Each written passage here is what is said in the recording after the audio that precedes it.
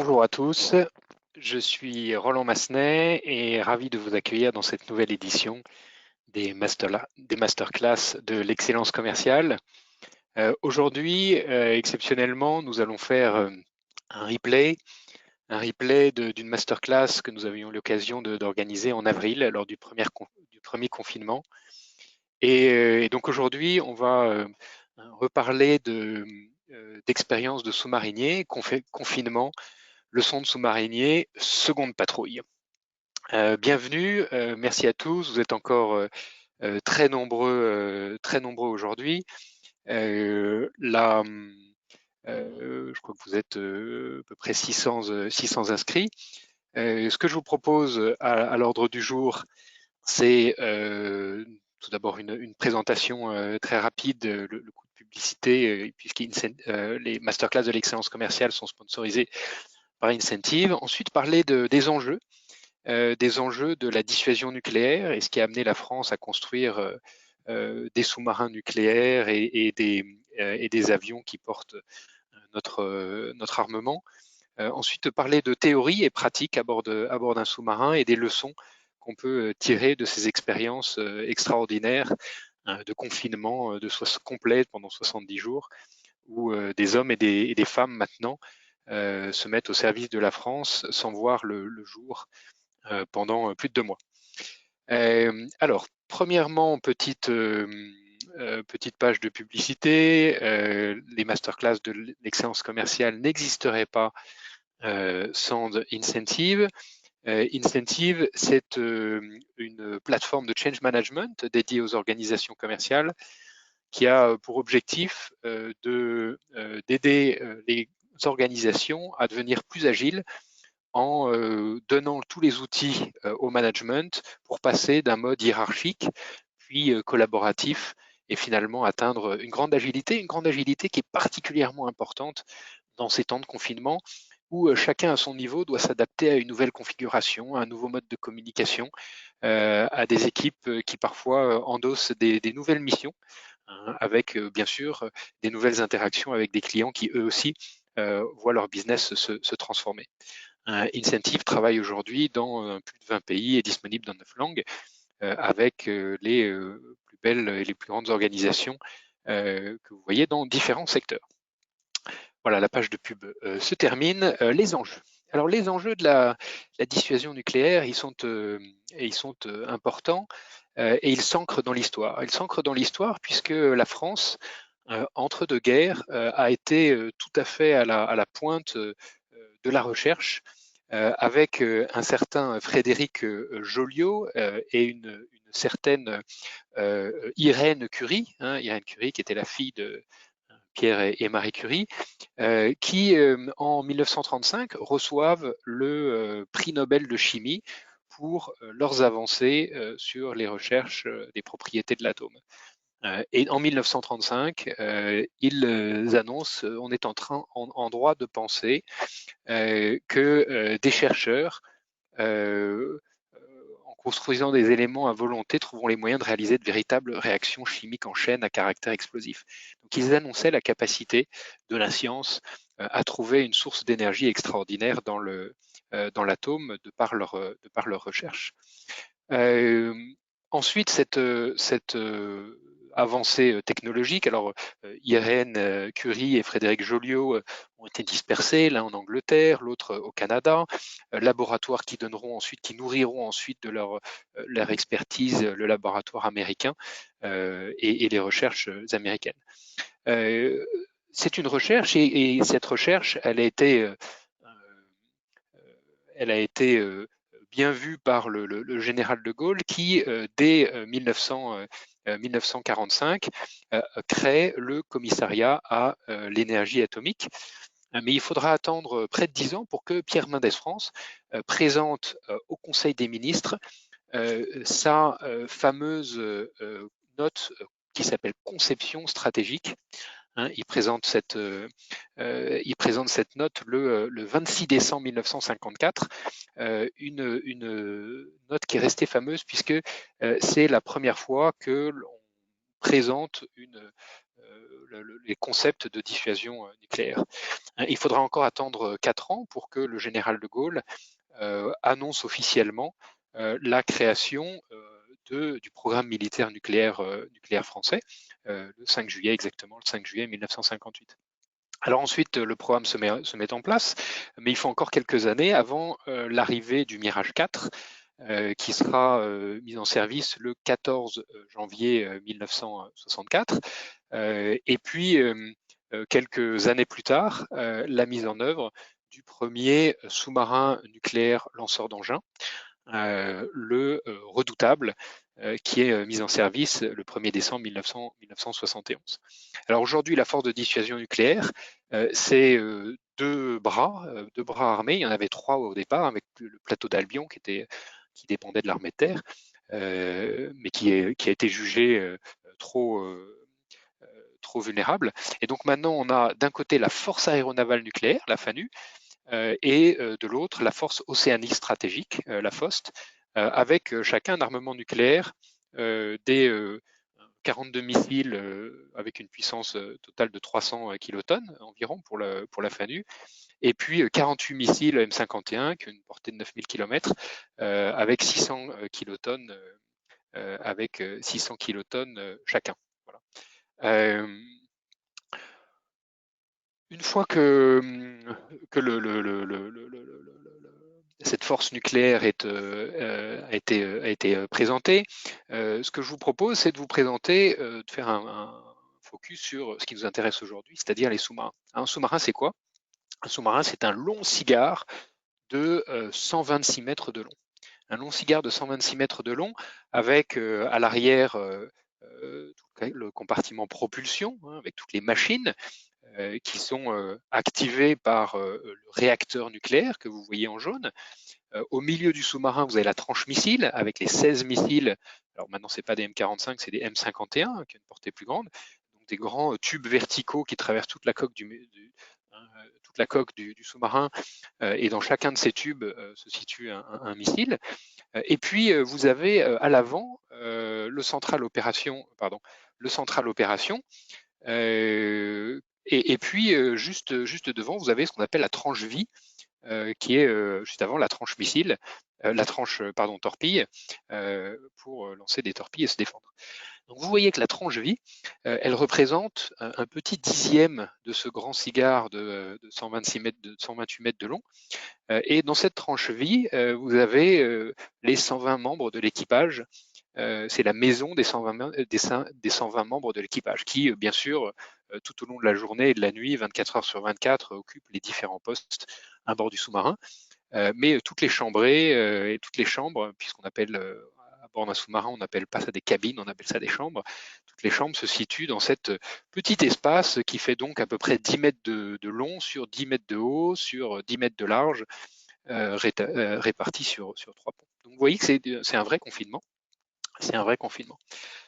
Alors, à bord de ce sous-marin, on a bien sûr des risques, et le confinement et l'isolement sont des facteurs pathogènes.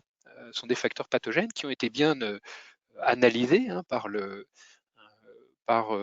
bien sûr les différentes armées du monde, et on le verra tout à l'heure ce que font les différentes armées du monde pour limiter ces risques. Mais la science nous dit que l'isolement et le confinement augmentent par 8 le risque de dépression, multiplient par 5 le risque de se faire hospitaliser, et multiplie par 2 le risque de mort prématurée. Donc le confinement, l'isolement transforme la façon dont notre corps fonctionne, et notamment l'activité endocrinienne, et puis impacte également le système parasympathique. Donc c'est un sujet qu'il faut prendre au sérieux, et on va essayer à travers dans ces quelques minutes de voir comment est-ce que la vie peut s'adapter en mode confiné. L'expérience est aussi une opportunité. C'est une opportunité de nous engager à prendre soin de notre corps. C'est une opportunité d'apprendre sur nous-mêmes. C'est une opportunité de repenser nos habitudes. C'est une opportunité de nous recentrer sur l'essentiel, sur les gens qui nous sont proches, sur qui on est et ce qu'on veut faire. Et donc, comment est-ce qu'on peut attaquer saisir cette opportunité, et bien là, on va passer à la théorie et à la pratique à bord des sous-marins. Et pour ça, on va voir 5 sujets. Hein. Tout d'abord, le rythme de travail, l'expression de l'autorité, l'autonomie, hein, l'autonomie des équipes, la gestion de la durée et la gestion de l'information. Alors, sur le rythme de travail, à bord d'un sous-marin, on a une organisation qui va casser la routine. Hein. Casser la routine, c'est valable à bord des sous-marins, c'est également valable à bord des bâtiments de la Marine nationale, hein, des bâtiments de surface. On a un sous-marinier va vivre sur un cycle de 3 jours. Hein. Donc le jour 1, vous avez en rouge les périodes de repos, de travail, pardon, et vous avez, non pardon, en rouge vous avez les périodes de repos, pardon, non, je me trompe. Donc vous avez le jour 1, pardon, le jour 1, vous avez en rouge, vous avez bien les périodes de travail, et vous avez en blanc les périodes de repos. Et donc, si vous travaillez de 20h à 24h une journée, le lendemain, donc vous avez une nuit à peu près correcte, hein, de 0 à 8h, et le lendemain, vous recommencez à 8h, et le lendemain, vous n'allez pas avoir une nuit complète, vous allez travailler de 4h à 8h du matin, et puis le jour 3, ça sera de 0 à 4h. Et donc ce rythme sur 3 jours, finalement, fait paraître le temps moins long, puisqu'on a un rythme biologique qui va s'installer sur 3 jours. Et donc, sur la période, on aura 3 fois moins de cycles biologiques hein, à parcourir. À bord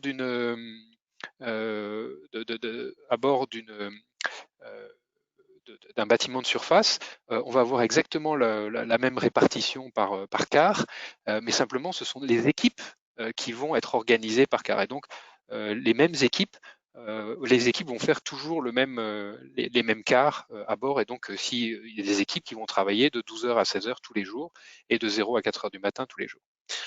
Voilà, dans les sous-marins, on a décidé de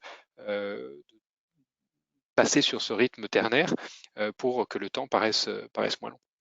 Alors les leçons de sous-marinier, casser le rythme journalier peut-être sur un cycle différent dans la semaine, définir des plages de travail par type de tâche, fixer les heures de travail et tenez-y-vous.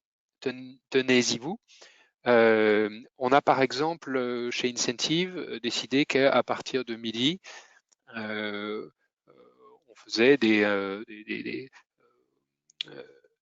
visioconférences par équipe sans aucun agenda business, hein, pour s'assurer que les gens s'arrêtent de travailler, fassent une vraie rupture à partir de midi et puissent aller déjeuner, évitent de déjeuner sur leur PC quand on est confiné.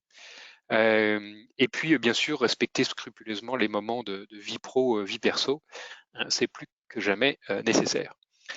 Le deuxième sujet, c'est l'expression de l'autorité. Alors, l'expression de l'autorité à bord d'un sous-marin, elle est très différente de ce qu'on peut trouver à bord d'un bâtiment de surface ou dans les autres armes. Il y a beaucoup moins de formalisme. Alors, comment ça s'exprime? Ça veut dire d'abord que l'uniforme, on n'a plus ces grades sur l'uniforme. Vous voyez là une image d'un film où vous voyez les gens sont en t-shirt et donc l'uniforme qui est une manière formelle d'instaurer l'autorité n'est plus de mise. Les saluts réglementaires, on ne salue plus à bord d'un sous-marin, on se dit bonjour. On a également une notion où l'humour devient très important pour la cohésion, et l'humour dans l'armée et à bord des sous-marins est plus important que le prestige, ce qu'on ne va pas du tout retrouver dans d'autres armes. Et par exemple, vous avez une femme d'un sous-marinier qui un jour a décidé de coudre des bandeaux qu'on va retrouver sur les couvre-chef des matelots, le nom des sous-marins. Alors les noms des sous-marins associés à un caleçon, forcément ça devient tout de suite un peu croquignolesque, puisque les sous-marins s'appellent l'inflexible, le tonnant, l'indomptable, et ça s'est fait en bonne intelligence avec l'amiral commandant la bonne Bonfosse, et vous pouvez trouver encore sur les chics français ces caleçons qui sont à la vente, qui sont fabriqués en France. N'hésitez pas. Voilà. Il y a aussi, vous trouvez sur les voitures des sous-mariniers, des autocollants ou des badges. Il n'y a que deux types de navires, les sous-marins et les cibles. Vous imaginez que l'état-major de la marine aurait pu réagir face à ce genre de messages humoristiques, et pas du tout, ça fait partie de l'esprit sous-marinier. Alors, ce qu'on peut retirer de l'expression de l'autorité, c'est que le confinement va exacerber les susceptibilités de chacun. Donc, il faut être à l'écoute des signaux faibles de son entourage. Pas hésiter à poser des questions, à faire reformuler, voilà, à s'assurer qu'on a vraiment capté tout ce que la personne voulait dire. On est tous indispensables à la mission du matelot blanchisseur au commandant à bord d'un sous-marin. Et donc l'enjeu est vraiment pour chacun de se sentir responsable et de se sentir reconnu pour sa responsabilité, sa contribution à la vie du groupe. Et puis, pour rappel, encore plus vrai en confinement que dans la vie courante, toujours féliciter en public et toujours recadrer en privé. Ça va sans dire, mais ça va aussi en le disant. Troisième sujet, après le rythme de travail et l'expression de l'autorité, l'autonomie des équipes. Alors là, j'aimerais prendre l'exemple du médecin à bord d'un sous-marin. Le médecin à bord d'un sous-marin, c'est à la fois un cardiologue, un neurologue, un ophtalmo, un hépatologue, et bien sûr un spécialiste de médecine nucléaire. Donc il doit maîtriser l'ensemble des pathologies possibles, puisqu'un sous-marin reste sous l'eau, même si un collaborateur, même si un marin tombe malade, a priori le sous-marin ne va pas remonter. Donc le médecin à bord doit être capable de soigner n'importe quelle maladie. Et donc pour ça, il doit maîtriser l'ensemble de ces disciplines. S'ajoute à cette difficulté l'environnement du sous-marin qui contient 16 missiles nucléaires plus une centrale nucléaire qui aide à la propulsion. Et donc vous imaginez le degré d'autonomie que le médecin doit avoir. C'est probablement les médecins les plus formés qu'on va trouver à bord des sous-marins, puisque ils sont vraiment multicasquettes. Donc le monde est incroyablement complexe à bord d'un sous-marin, et chacun doit auto-apprendre, puisqu'on est en totale autonomie et on ne peut pas interagir avec l'extérieur. Donc pendant les opérations sensibles, il est impératif à bord d'un sous-marin d'aller très vite et de pouvoir s'appuyer sur la compétence de chacun. Donc l'enjeu de tous, c'est qu'on a tous aujourd'hui dans le confinement, c'est de se former. C'est de se former pour développer de l'autonomie, pour que chacun puisse suggérer des idées, pour que chacun puisse construire sur les idées des autres, et bien sûr éviter le micromanagement, qui est une tentation de beaucoup de jeunes managers quand ils prennent leurs fonctions, qui ont envie de bien faire. Voilà.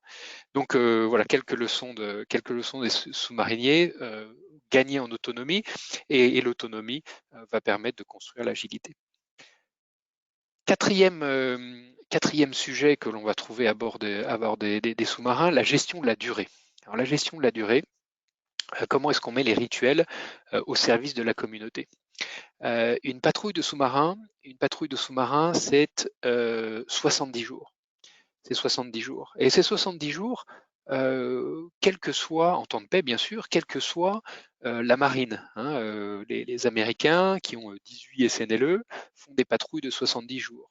Les Russes qui ont 20 SNLE font des patrouilles de 70 jours. Les Anglais qui en ont 3 font des patrouilles de 70 jours.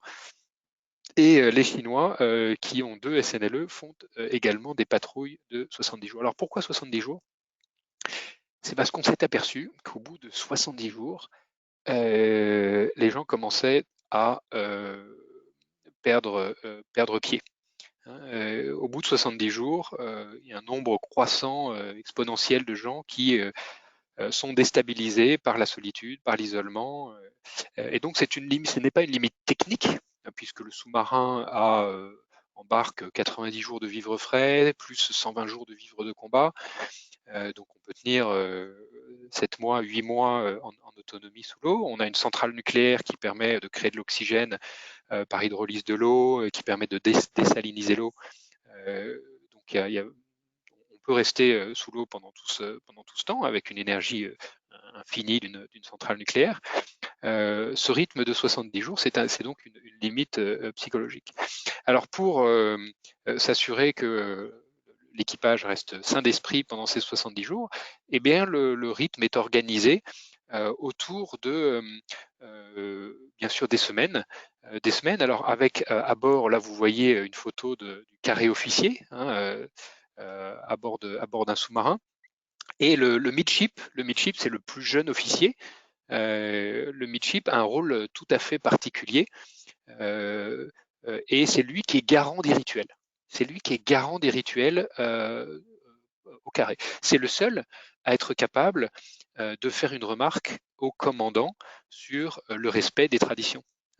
Donc le garant des traditions, c'est le plus jeune, ça lui permet aussi d'apprendre ses traditions, d'apprendre ses rituels, et donc quand il progressera dans sa carrière, également de les respecter, de les faire vivre. Deuxième rituel, la gamelle. Alors la gamelle, c'est une somme qui est allouée au commandant de tout bâtiment dans la marine pour ses frais de représentation. Quand un bâtiment va dans un pays étranger et invite l'ambassadeur, le préfet de la région, fait des réceptions, voilà, c'est pour les frais de représentation. Les frais de représentation à bord d'un sous-marin, ils sont assez limités parce qu'on est à 50 mètres sous l'eau pendant 2 mois, donc on ne reçoit pas grand monde. Et donc cet argent est utilisé pour l'amélioration du quotidien de l'équipage et l'amélioration des dîners, du déjeuner pardon, du dimanche. Et donc à bord d'un sous-marin, jamais aussi bien mangé qu'à bord du sous-marin où on a une profusion, on a une qualité de nourriture qui est extraordinaire avec des chefs qui vont souvent après leur affectation dans un sous-marin travailler pour l'Élysée. Donc c'est vraiment la crème de la crème des grands chefs français.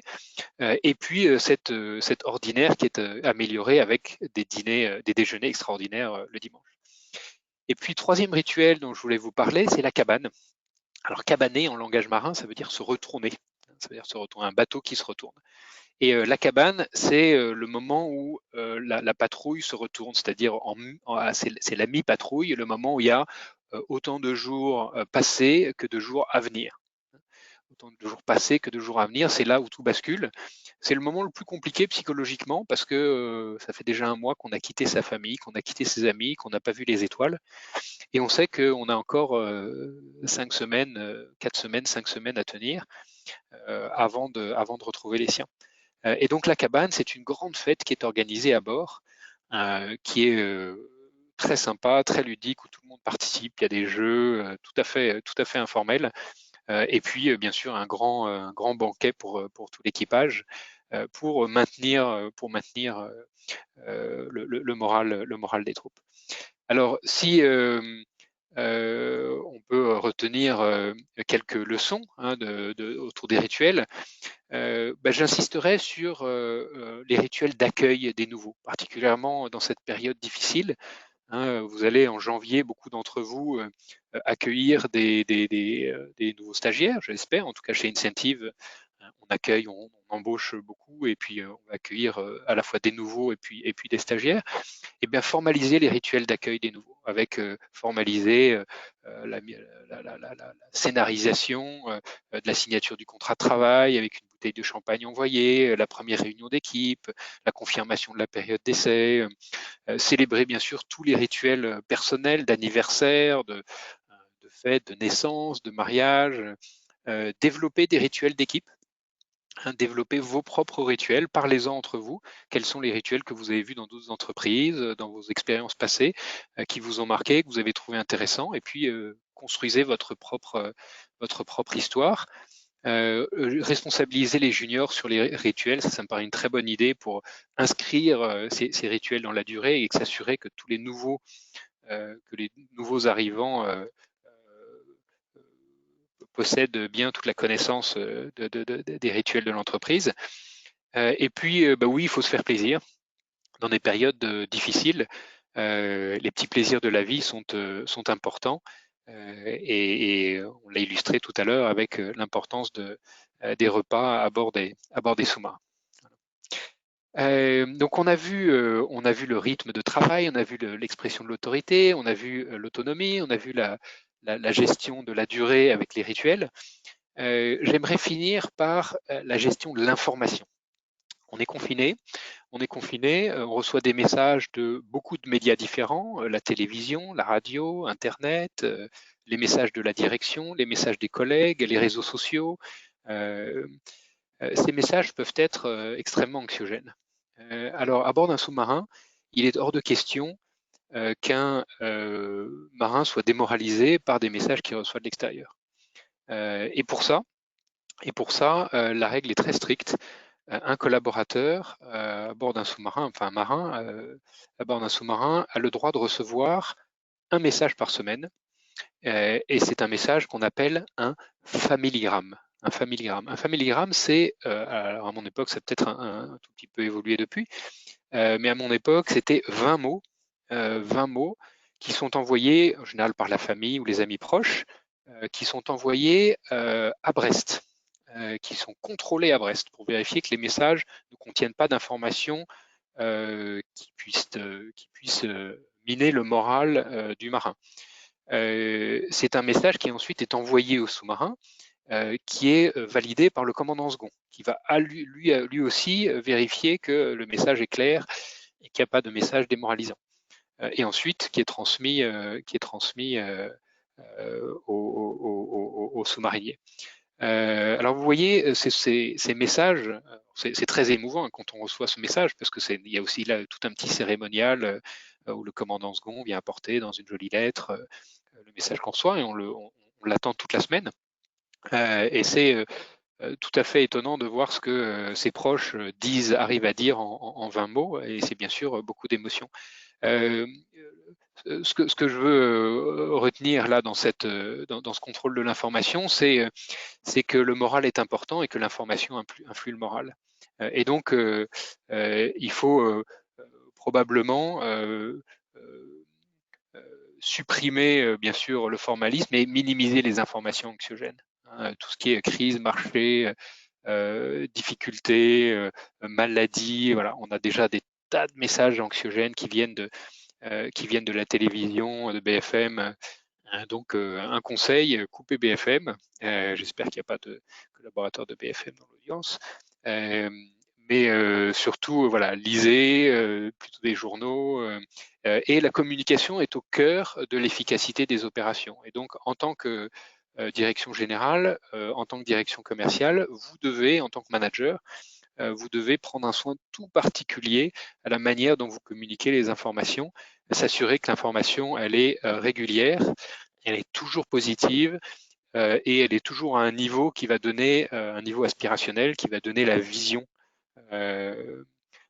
Voilà, donc l'information plus que jamais importante dans un environnement de confinement. Voilà sur les théories et pratiques à bord des sous-marins. Alors, je vous ai résumé l'ensemble de ces conseils, de ces leçons de sous-mariniers dans un framework qui est le framework créatif, avec la créativité pour dépasser ses limites, repenser les rituels pour garantir un bon respect de la vie pro et de la vie perso, renforcer l'exigence sur les fondamentaux, ne rien lâcher, développer l'autonomie en formant et en donnant aussi dans les décisions plus d'autonomie au local. Les traditions sont le ciment du collectif, hein, à cultiver, et les traditions, elles s'ancrent dans le quotidien grâce au rituel. Contrôlez l'information, et puis faites-vous plaisir. Carpe diem, carpe oram, disait le bon Horace. Voilà les idées bonus. Alors bien sûr le film culte de Wolfgang Petersen qui est sorti au début des années 80. Das Boot, hein, il est tradition à bord d'un sous-marin, des sous-marins français, le dernier jour de la patrouille, de regarder ce film Das Boot. C'est un monument avec de très belles leçons de management intégrées. Ensuite, bien sûr, à la poursuite d'Octobre Rouge, hein, probablement le livre le mieux informé quand il est sorti, et beaucoup de surprises de la part de la communauté des marins de métier sur la quantité de détails qu'il y avait dans la poursuite de l'Octobre Rouge, qui a bien sûr été transformé en film, qui est également brillant, et puis un film qui est sorti l'année dernière, un film français qui est également très très bien fait d'Antonin Baudry, le Chant du loup, que je vous invite bien sûr à aller voir. Voilà. Et puis des articles, il y a un certain nombre d'articles qui ont été publiés au moment du dernier confinement par des anciens commandants de sous-marins. Voilà, je vous ai mis un lien d'un article du Figaro. Et puis je voudrais ne pas finir cette masterclass sans remercier le vice-amiral d'escadre Van Uffel, qui a été mon commandant pendant ces périodes passées à bord d'un sous-marin, et dont je garde un souvenir ému. Voilà. Je vous remercie de votre fidélité. Peut-être que vous avez des questions. Peut-être que vous avez des questions. Si vous avez des questions, vous avez un petit panneau sur la droite où vous pouvez directement poser vos questions. Alors, merci beaucoup. Alors, j'ai un commentaire. Voilà la grande différence entre l'expérience que vous nous partagez au sein de sous-marin et notre quotidien, une durée définie. Ah oui, alors ça c'est tout à fait vrai, Marie Leroy. La durée à bord d'un sous-marin, elle est définie tant qu'on est en période de paix. Voilà. Mais quand on va à bord d'un sous-marin, on est là au service de la France, et on est prêt à rester autant de temps qu'il faut, parce que si le sous-marin doit rentrer en œuvre, c'est qu'il y a des choses assez graves qui se passent à la surface, et donc on ne sait jamais exactement quand est-ce qu'on va rentrer quand on est à bord d'un sous-marin.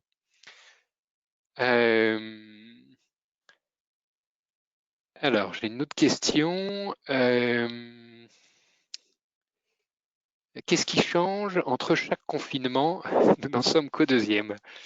Alors, avec l'habitude, je crois que toutes ces leçons ou tous ces enseignements des sous-mariniers qui se transmettent de génération en génération s'ancrent dans les rituels. Et je pense que chaque patrouille de sous-marin est l'occasion pour un sous-marinier de réfléchir à qui il est un peu plus profondément, à apprécier chaque minute, chaque seconde, chaque bon plat, chaque bon verre de vin, à retrouver les siens toujours avec plus de bonheur.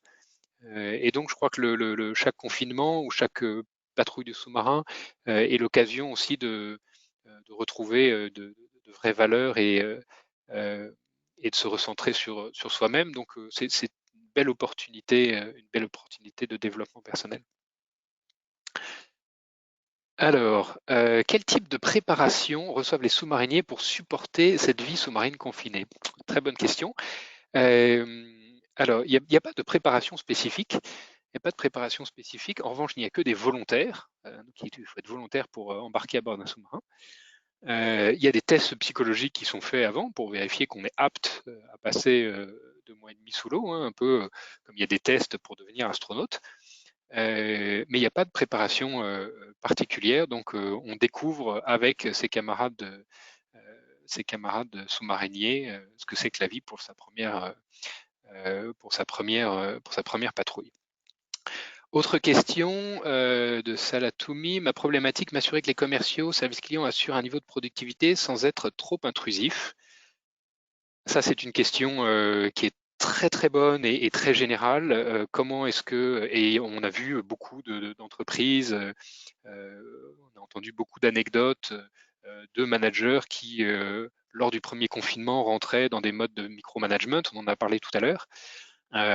Très important de donner de l'autonomie et de responsabiliser. Et pour ça, il faut faire remonter le discours managérial à un niveau de la mission. Un matelot à bord j'ai assisté à un conflit entre un officier marinier et puis un matelot, donc il y avait des grades différents. Et notre commandant, donc l'amiral Van Nuffel, était absolument extraordinaire dans sa capacité à responsabiliser chacun sur la mission. Et le matelot, comme l'officier marinier, ont été renvoyés lors de cette altercation à leurs missions respectives avec un seul mot, c'est vous êtes tous les deux indispensables à la marche du sous-marin. N'oubliez jamais vos responsabilités pour la France. Voilà. Et le matelot est effectivement absolument indispensable parce que c'est lui, en l'occurrence, il s'occupait du linge de l'équipage. Donc voilà, remonter le discours managérial au niveau de la mission, au niveau de la vision de l'entreprise et du rôle que la personne a, c'est une bonne manière de sortir du micromanagement. Bonjour, que faites-vous lorsqu'un sous-marinier craque par rapport au confinement? Comment est-il remotivé? Alors, ça arrive. Ça arrive, c'est heureusement assez rare, puisque on a des gens qui sont volontaires, aguerris, qui connaissent parfaitement leur mission. Et là, il n'y a pas de remotivation. On est à bord avec une mission. La mission, elle doit être exécutée. Donc, il n'y a pas de choix. Il y a bien sûr un support et le commandant en second joue un rôle particulier dans le management de l'équipage, et s'assurer que tout le monde est bien. Et là, il y a une solidarité très forte entre sous-mariniers à bord. Une solidarité très forte. Et quand quelqu'un a un coup de mou, on voit cette solidarité s'exprimer à la fois par la hiérarchie et par les autres membres de l'équipage. Donc il n'y a pas de recette miracle, si ce n'est ce très fort esprit d'équipe et ce très, très fort esprit de corps.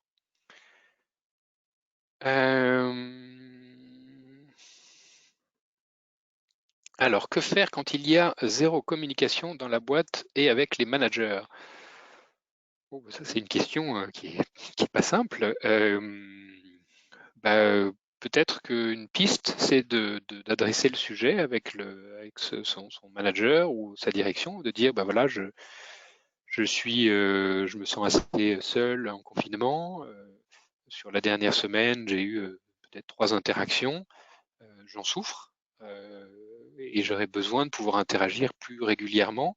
Comment est-ce qu'on peut mettre en place des rituels qui permettent de fluidifier la communication? Parce qu'il faut ouvrir la discussion. C'est pas forcément simple dans les cas où la communication est brisée, mais il n'y a pas d'autre moyen que d'initier, de faire acte de ce que vous ressentez en tant que personne, parce que ça, personne ne peut le nier.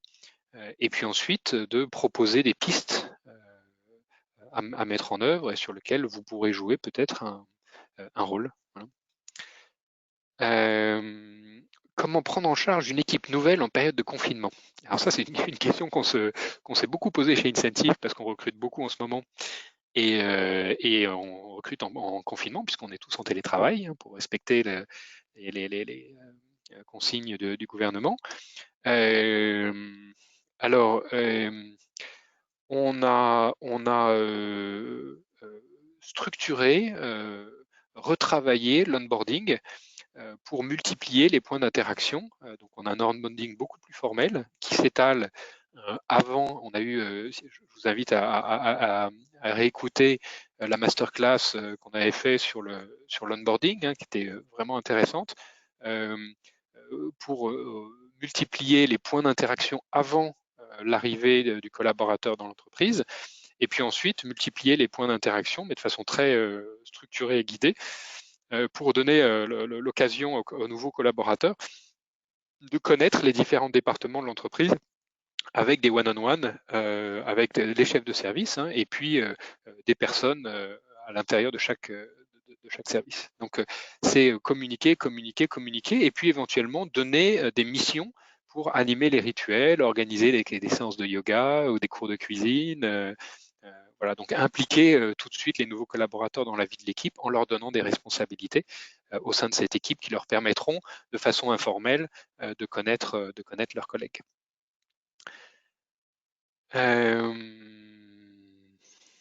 Alors, merci de votre présentation. Nous vivons un confinement distribué, personne n'est au même endroit contrairement à un sous-marin. Du coup, comment voyez-vous le niveau de suivi managérial? Quelle fréquence de contact?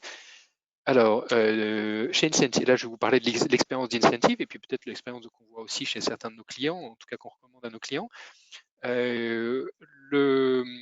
La journée commence chez Incentive par un stand-up dans chaque équipe où au sein d'une équipe, chacun va dire les sujets sur lesquels il a pu avancer la veille et puis ses priorités de la journée. Ça dure 5-10 minutes, pas plus.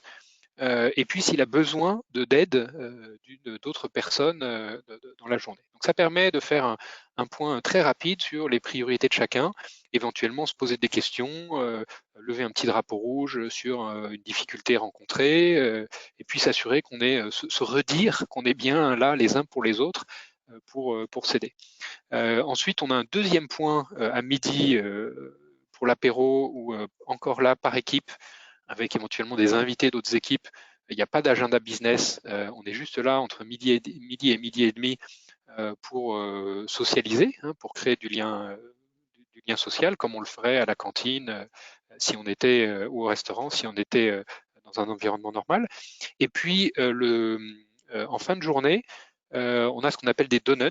Alors, les donuts, c'est une petite application qui existe sur Slack qui fait du matching aléatoire entre personnes. Et donc tous les jours, on le faisait toutes les semaines auparavant et maintenant on renforce le rythme pour tous les jours. Il y a un matching qui est fait entre deux collaborateurs de l'entreprise qui sont pris dans n'importe quelle équipe et à qui on propose d'échanger pendant 10 minutes, un quart d'heure, une demi-heure, suivant ce qu'ils veulent, pour apprendre à se connaître, échanger sur leur métier, partager leurs bonnes pratiques. Voilà. L'idée, c'est pas un rendez-vous business. Là aussi, c'est pour créer du lien, créer de la socialisation. Voilà. Donc, un rendez-vous business par jour, un rendez-vous social équipe par jour, et puis une rencontre individuelle également sociale par jour. Voilà ce qu'on fait chez Incentive. Voilà, il ne faut pas hésiter à surcommuniquer parce que les gens ont besoin de partager et d'échanger. Alors, une question et beaucoup de questions là. Le confinement nous invite à revoir nos approches avec des clients à distance. Avez-vous un conseil pour ne pas dégrader l'activité et les résultats? Alors là, il y a un certain nombre de messages qui sont passés sur les réseaux sociaux sur ce sujet. Et un premier message que je garde en tête et que je communique aux équipes, c'est de renforcer l'empathie avec les clients. C'est-à-dire s'assurer que les commerciaux ou le service client, ils sont tous d'abord, ils prennent tous d'abord des nouvelles de comment va le client, en tant que personne, comment vous allez, j'espère que tout le monde va bien dans votre entourage, etc. Et puis ensuite, comment vous allez, vous, monsieur le client, en tant qu'organisation, comment vous vous adaptez à ce nouvel environnement et ces appels d'empathie sont vraiment importants, à la fois pour montrer aux clients qu'on est là dans tous les moments de croissance, mais aussi dans les moments difficiles, et puis aussi pour se prédisposer à se mettre au service d'eux. Et quand je me mets au service d'eux, ça m'aide aussi à peut-être réinventer la façon dont je communique, réinventer la façon dont j'approche mes clients qui sont parfois dans des situations compliquées. Et alors pour pas gagner, et on voit que la productivité, elle ne baisse pas. Alors elle peut baisser, la productivité commerciale, elle peut baisser à cause des ralentissements des décisions ou des difficultés du marché. Mais la productivité individuelle, on voit qu'elle a plutôt tendance à s'améliorer en confinement parce qu'on est beaucoup moins dérangé par des réunions, par voilà, des personnes qui viennent dans votre bureau. Alors, quelles sont vos principales recommandations pour optimiser son organisation du temps, surtout en cette période de crise sanitaire, Covid et économique? On en a un peu parlé tout à l'heure.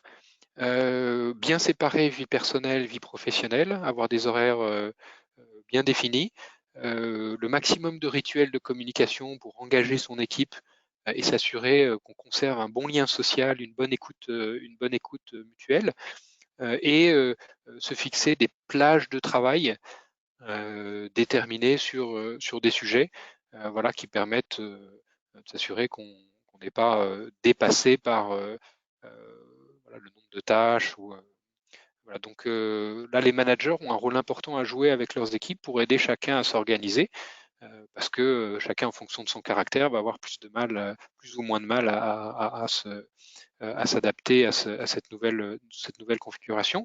On voit aussi des collaborateurs qui prennent des initiatives et qui émergent comme des vrais leaders. Et ça, on a beaucoup de témoignages de nos clients sur ce sujet. Le confinement, la crise fait émerger des talents. Et donc, laisser ces talents s'exprimer, ils sont la richesse de vos entreprises.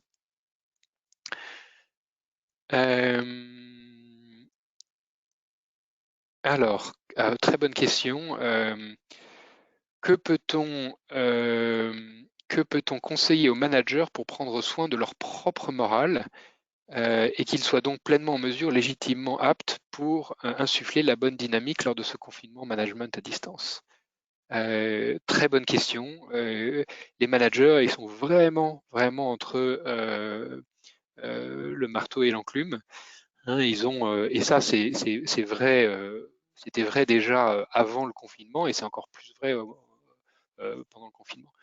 Les managers et surtout les managers commerciaux, on leur a demandé pendant 15 ans de participer à l'industrialisation et l'automatisation des processus commerciaux avec des nouveaux outils, des nouveaux process, du reporting à produire. Donc on a progressivement demandé aux managers de devenir des managers process.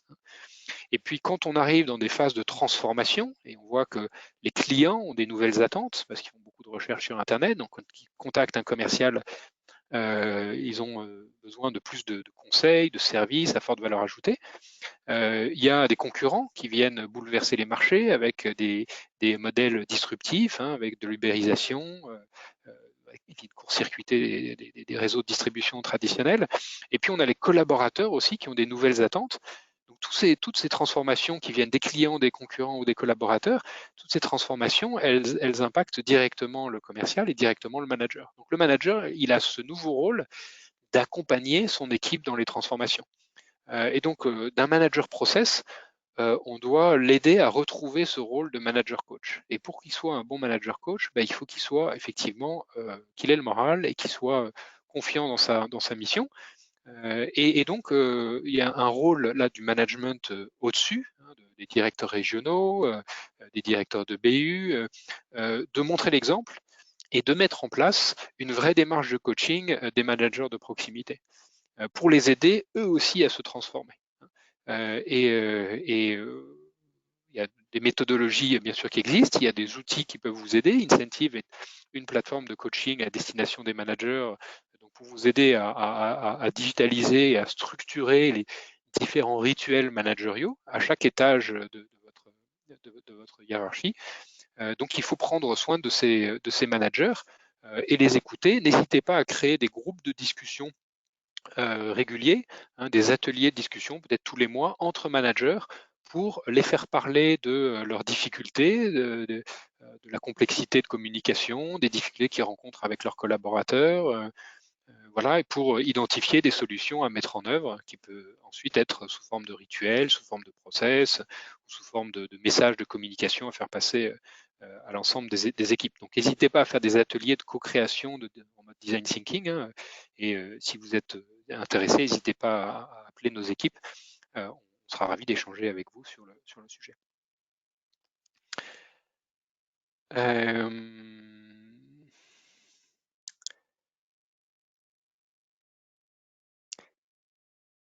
alors,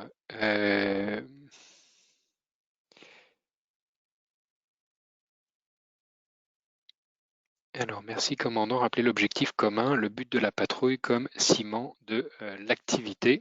Alors, merci pour ce message. Je ne suis pas commandant. Mon commandant, c'était le général, enfin l'amiral Van Nuffel. Voilà, mais merci pour le remerciement.